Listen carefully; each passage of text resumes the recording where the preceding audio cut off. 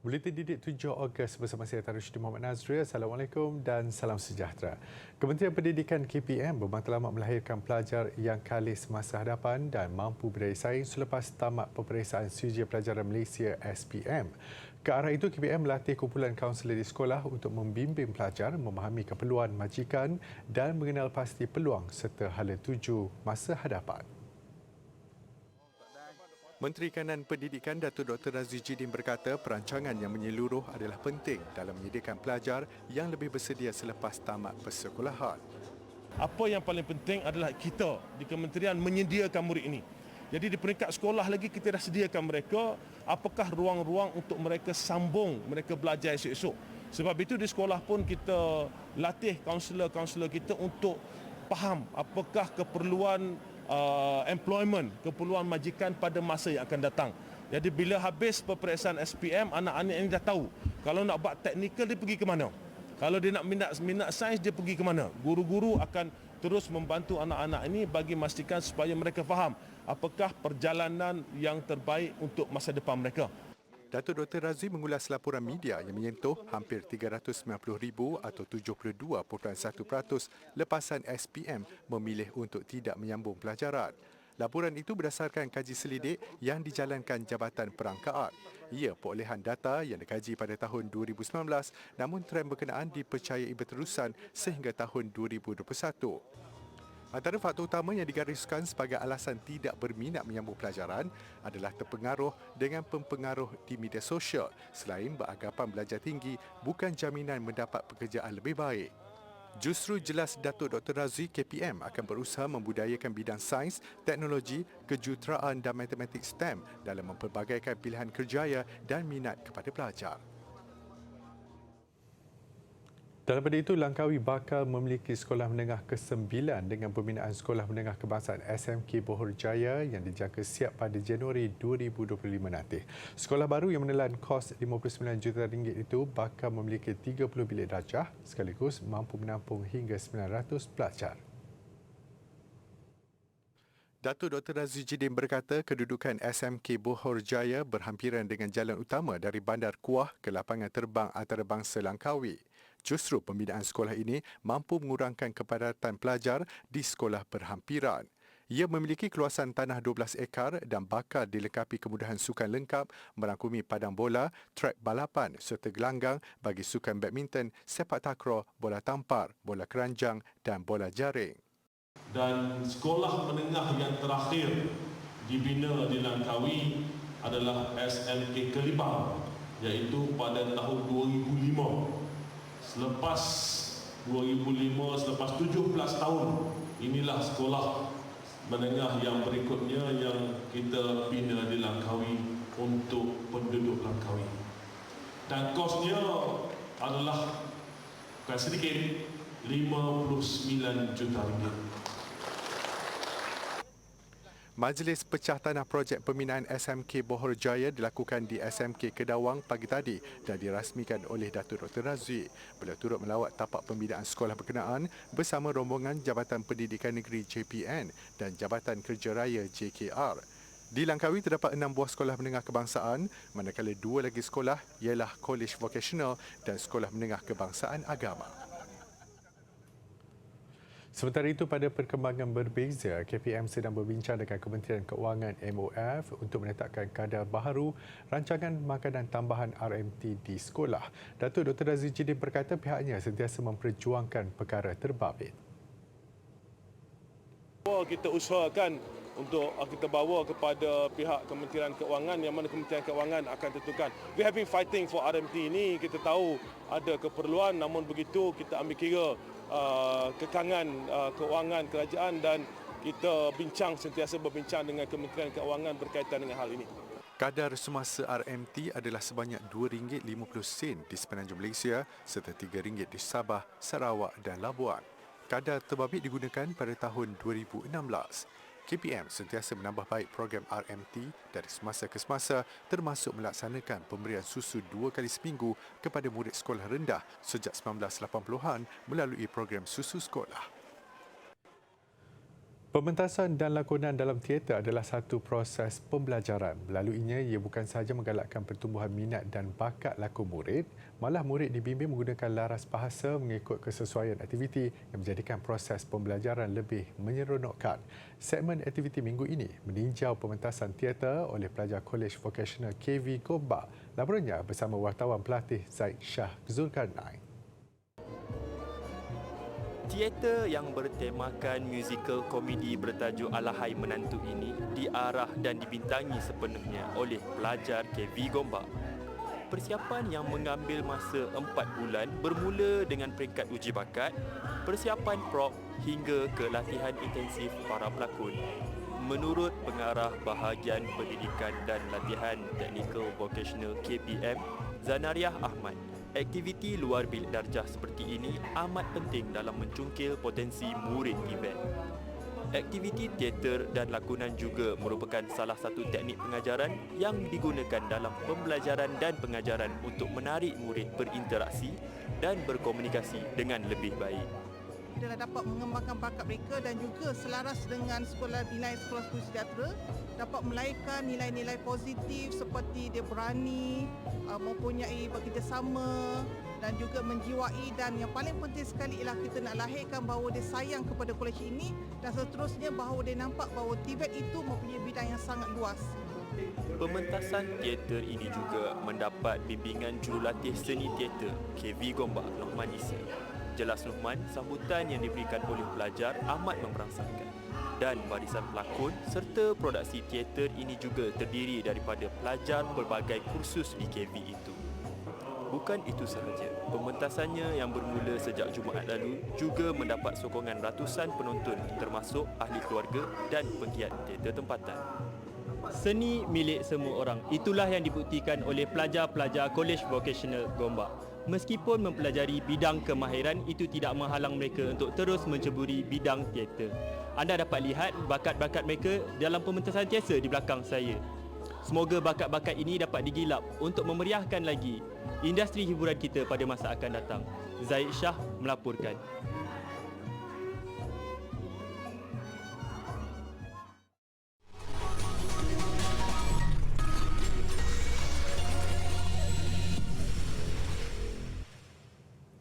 Bertemu kembali. 12 orang pelajar Fakulti Sains Sosial dan Kemanusiaan Universiti Malaysia Sabah UMS meraih Grant Project for Happiness bernilai RM4,000 daripada My Starfish Foundation. Pelajar program Sosiologi dan Antropologi itu berjaya mencuri perhatian dalam program perkongsian idea projek bertajuk Reading in Paradise. Reading in Paradise merupakan projek bertujuan meningkatkan kualiti pendidikan SDG 4 dalam kalangan pelajar sekolah rendah luar bandar.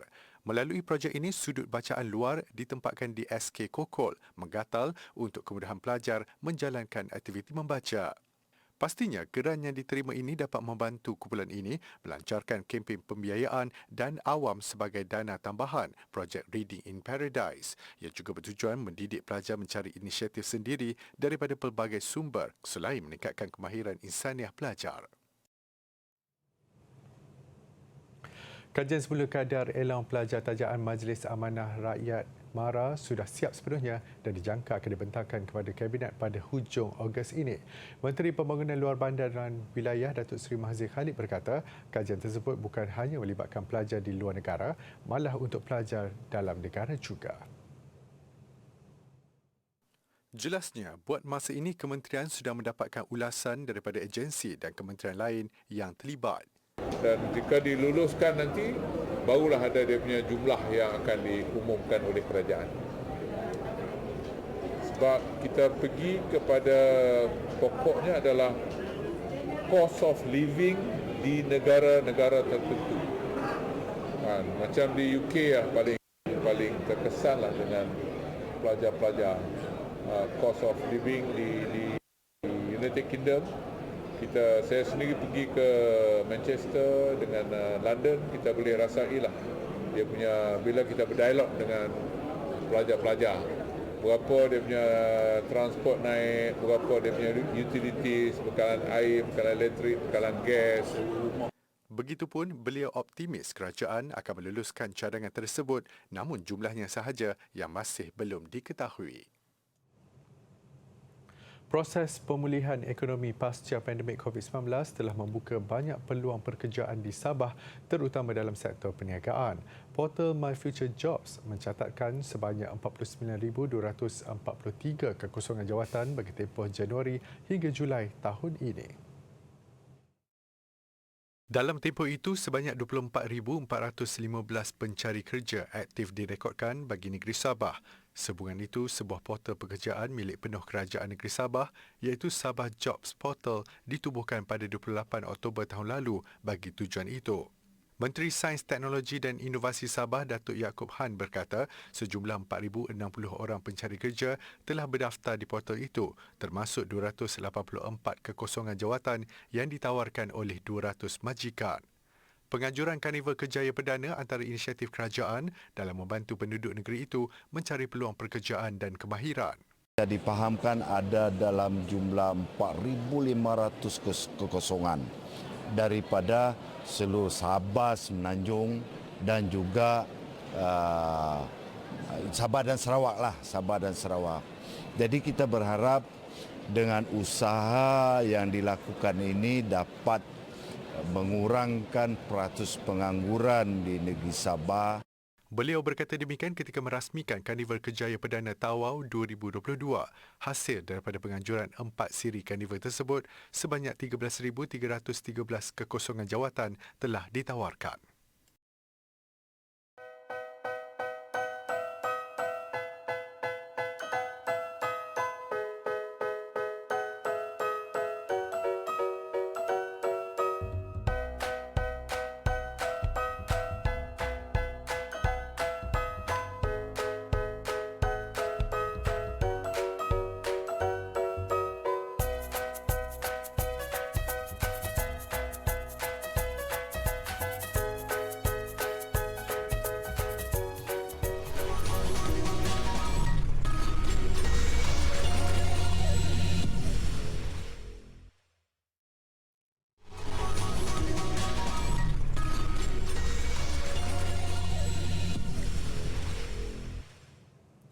Dewan Bahasa dan Pustaka DBP bercadang menjadikan Phuket sebagai pusat perkembangan tulisan Jawi dan Bahasa Melayu pertama di wilayah selatan Thailand. Ketua Pengarahnya, Datuk Abang Salihuddin Abang Syukran berkata sebagai langkah awal pihaknya akan melatih munsyir Jawi iaitu guru tulisan Jawi dalam kalangan penduduk tempatan untuk mengajar sistem ejaan Jawi terkini dengan lebih sistematik. Terdahulu, Raja Muda Perlis Tuanku Said Faizuddin Putra Jamalulal berkenan menyampaikan pelak lawatan program Ziarah Mahabah 2022 kepada wakil peserta Jawi DBP yang terdiri daripada guru sekolah sekitar Phuket.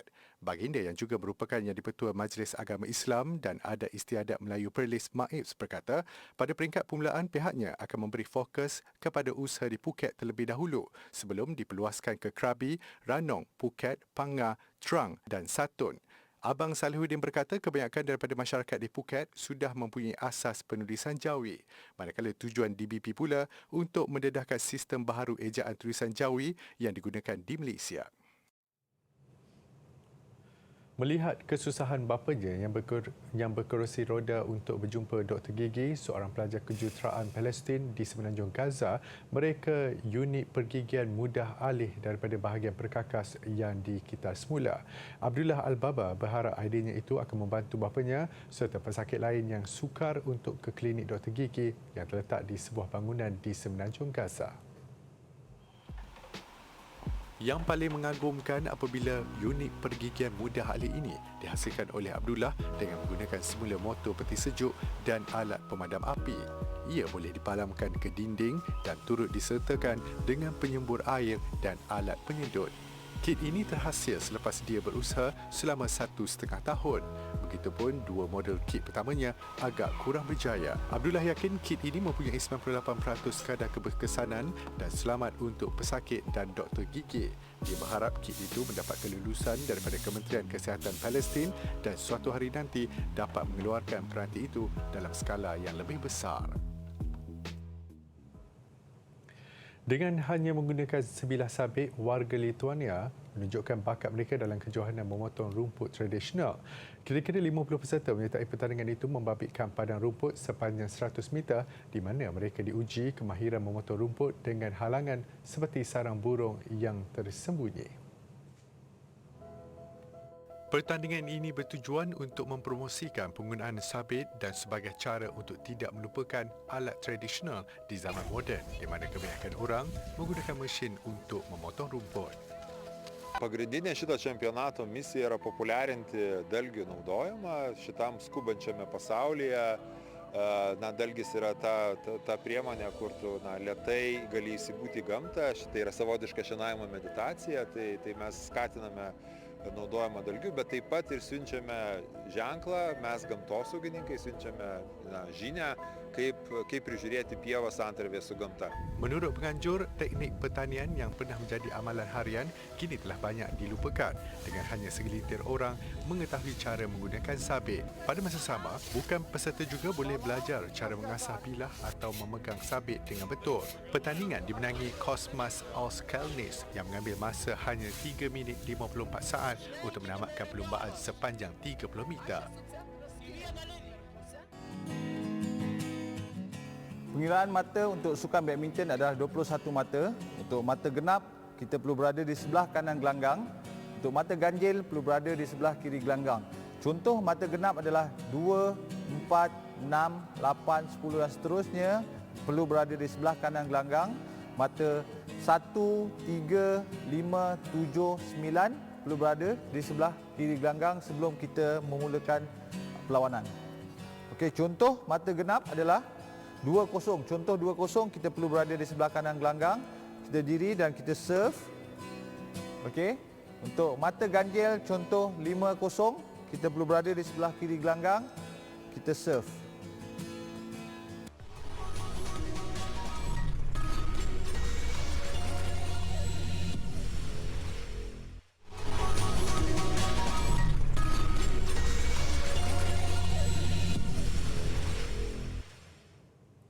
Sukan.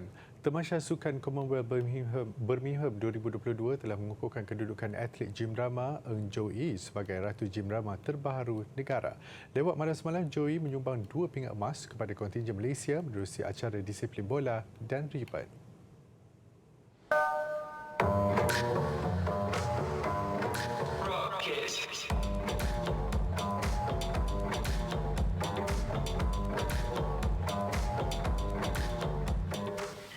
Aksi Joey dalam disiplin bola jelas paling memukau berbanding semua 7 peserta lain. Lebih mengejutkan apabila dia baru berusia 16 tahun dan ini adalah penampilan pertamanya di Tamasya Sukan Commonwealth. Dia pantas mengubah kesilapannya dalam acara all-round individu apabila sekadar menduduki tempat ke-5 sehari sebelum itu. Berikutan itu, juri memberikannya jumlah mata tertinggi, 29.700 mata. Ia juga membolehkan Joey meraih pingat emas pertama. Acara ribbon satu lagi pingat emas diperolehi Joey apabila turut mengumpul mata tertinggi juga 29.700 mata. Very happy because I didn't expect I can get 2 gold medals here because this is my first Commonwealth Games. I crying when I get the first place just now, but it's happy crying. Turut membanggakan apabila seorang lagi gym rama negara, Izzah Amzan, memperoleh pingat gangsa dalam disiplin belantan. Bersyukur, sangat bersyukur sebab kalau semua orang tahu 4 tahun lepas Izzah tak balik dengan medal sendiri. So kali ini memang Izzah nak buat yang terbaik. First of all, of course nak buat yang terbaik kan. And medal tu bonus. So dapat, of course lega.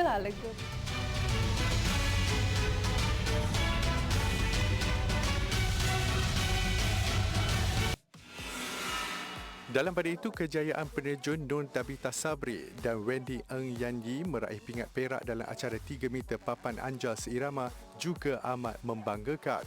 Tamat 5 terjunan, Nur Tabita dan Yan Yi mengumpul 299.85 mata.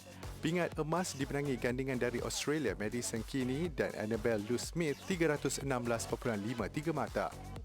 Terkejut kita boleh dapat silver actually because previous World Championship kita orang tak dive sebagus macam hari ini. So hari ini kita memang bagi 100% and alhamdulillah silver kita punya. Bagaimanapun, impian Nur Dabita untuk meraih pingat kedua tidak kesampaian apabila kecundang dalam acara 10 meter platform seirama bergandingan bersama Datuk Pandalila Rinong. Mereka terpaksa akur menduduki tempat keempat selepas mengumpul 286.92 mata. Pastinya mengecewakan keduanya apabila mereka sudah bersedia di kedudukan kedua melepasi terjunan ketiga.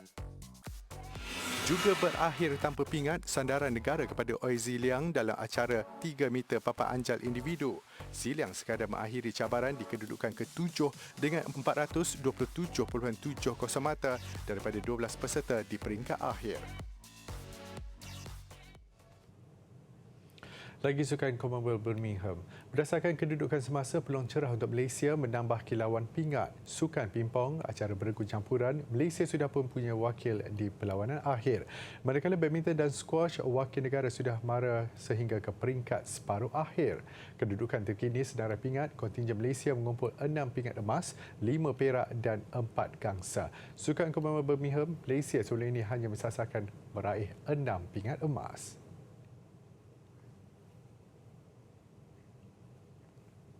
Piala FA. Seri 1-1 selepas tamat masa sebenar permainan, Terengganu mengesahkan tempat ke perlawanan akhir apabila menyingkirkan Selangor 4-2 menerusi penentuan sepakan penalti.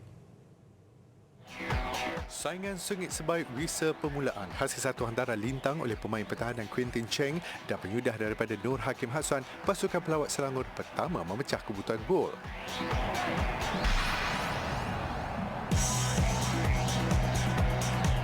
Peluang terbaik Terengganu untuk mengimbangi perlawanan, percubaan Kipre Cece terkena palang. Separuh masa kedua, Terengganu tampil lebih garang sebab mendapat bola Faisal Halim memperdaya dua pertahanan lawan untuk disusuli satu sepakan lambung terus ke dalam gawang Selangor.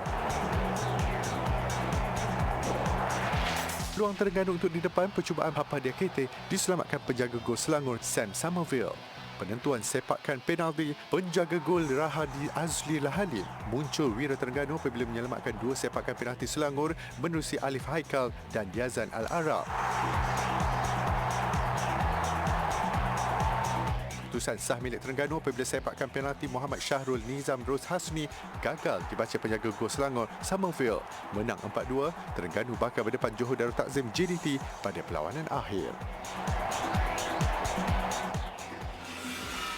Kejohanan Badminton Jelajah Remaja Elit 2022 menutup tirainya hari ini menerusi pusingan akhir di Stadium Juara Bukit Kiara.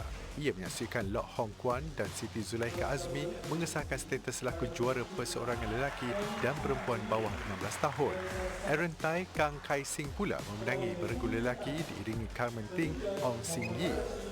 Ling Boon Lei mengerangkul kemenangan perseorangan lelaki bawah 14 tahun diikuti Genevieve Lim menjuarai acara perempuan.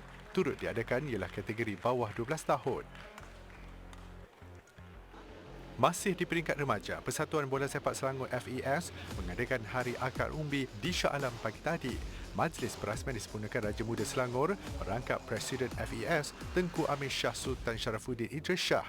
Pelbagai aktiviti diadakan seperti pelancaran aplikasi komuniti, grassroots football, klinik serta banking club bagi menambah baik landscape pembangunan akar umbi yang disertai lebih 300 peserta. Festival Mendayung di St. Petersburg, Rusia mengakhiri buletin didik. Acara tahunan yang diadakan buat kali ke-7 ini disertai lebih 5,000 orang. Saya Tarusydi Muhammad Nazri, salam hormat dan jumpa lagi.